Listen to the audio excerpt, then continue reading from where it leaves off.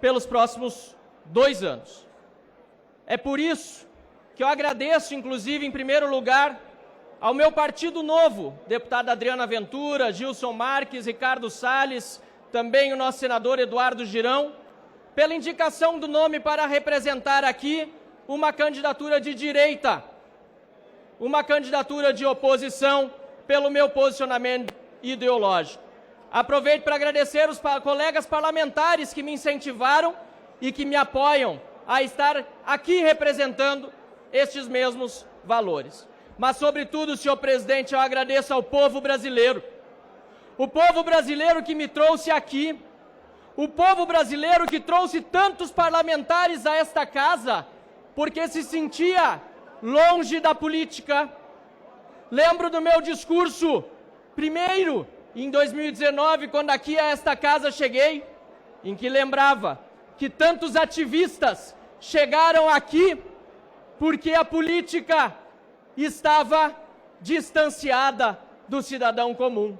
Que belo momento que vivemos e que belo momento que não podemos perder. Por isso, agradecendo ao povo brasileiro, senhor presidente, quero aqui dizer que a primeira pauta que um presidente de Câmara dos Deputados precisa defender, em virtude justamente do posicionamento de dezenas de parlamentares que já assinaram requerimentos desta ordem, é o impeachment de Luiz Inácio Lula da Silva. Senhor presidente, somos agora uma candidatura, pois coletiva, que é com apoio de tantos parlamentares, que diz a que veio.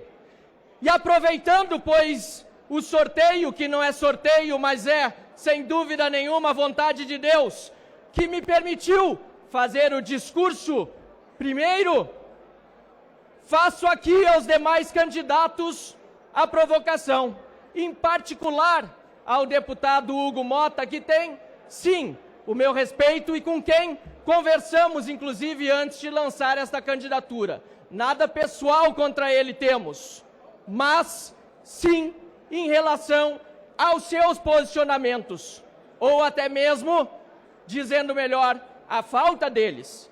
Há 5 temas sobre os quais eu dei entrevista a semana toda, mas os jornalistas que me entrevistaram não encontraram Hugo Motta para dar quaisquer palavras a respeito de seus compromissos aqui, se vier a ser eleito presidente da Câmara dos Deputados.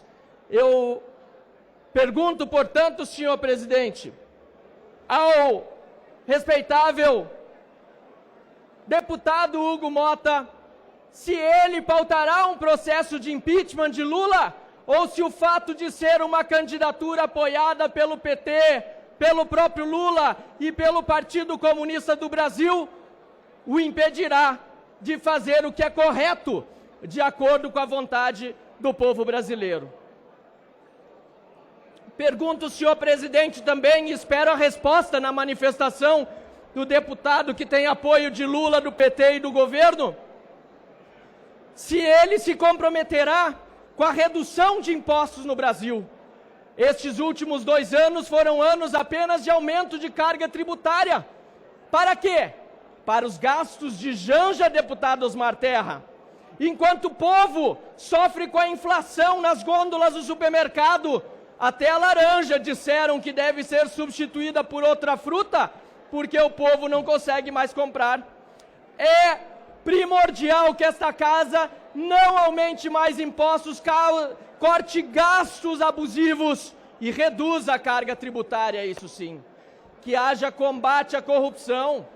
Chega de vivermos um momento em que quem é corrupto é até mesmo promovido, mas quem denuncia a corrupção, quem denuncia a coisa errada, é até mesmo perseguido, investigado, e no meu caso e de colegas parlamentares aqui presentes, indiciados pela Polícia Federal do Lula, com apoio do STF, que é seu sócio nesse consórcio malévolo. Deputado Hugo Motta, haverá compromisso com a defesa de redução de impostos e também no combate à corrupção? Senhor presidente, nós precisamos ter clareza sobre a anistia aos perseguidos políticos. Na direita, vejo muitos dizendo, ou alguns na verdade, que haverá anistia com Hugo Motta presidente. Mas na esquerda, dizem que o compromisso é não pautar anistia alguma. Como fica essa situação, senhor presidente? Os perseguidos políticos do 8 de janeiro, Débora dos Santos, um exemplo claro, mãe de família, não vê seus filhos há mais de 2 anos, pichou, perdeu o mané, fez errado, mas a estátua em que seu batom estava já foi limpa no dia seguinte, senão no posterior, mas ela até hoje chora não podendo ver os seus filhos. Que perseguição cruel de Lula, do PT e do STF. Tantos de nós aqui, deputados perseguidos, o presidente Bolsonaro também, e outros como Daniel Silveira, ainda preso, e preciso lembrar, com o voto de Hugo Motta para manter a sua prisão. Senhor presidente, talvez esse seja de todos agora o tema dos meus compromissos, o mais importante para esta casa. O Congresso Nacional, em particular a nossa Casa Legislativa, está humilhada, está rebaixada. Nós somos 513 deputados federais eleitos por mais de 200 milhões de brasileiros. Mas o nosso voto conjunto, seja a favor ou contra, quando aprova um projeto de lei aqui nesta Câmara, vale menos do que uma decisão monocrática de um ministro do Supremo Tribunal Federal. Onde vamos parar, senhor presidente, quando o Supremo Tribunal Federal tem lá dentro um dos seus ministros que é líder do governo Lula? Tudo que é pauta, que é de interesse do governo, deputado Cajado, cai no mesmo ministro. Esse sorteio, deputado Marco Feliciano, esse sorteio é muito cheio de sorte para alguns. Eu, por isso, senhor presidente, quero aqui lembrar que tivemos deputados cassados e esta Câmara, lamentavelmente, não se pronunciou como deveria. Começo com o deputado Deltan Dallagnol, passo pelo deputado Maurício Marcon, lembro da deputada Carla Zambelli, e nesta semana, aliás, foi ela a vítima de uma cassação injusta, deputado Mendonça Filho, pelo TRE de São Paulo, por suposta disseminação de fake news ou de abuso de poder político, porque ela é influente nas redes. É por isso que querem censura. É por isso que, será, Hugo Motta votou a favor da urgência do PL da censura?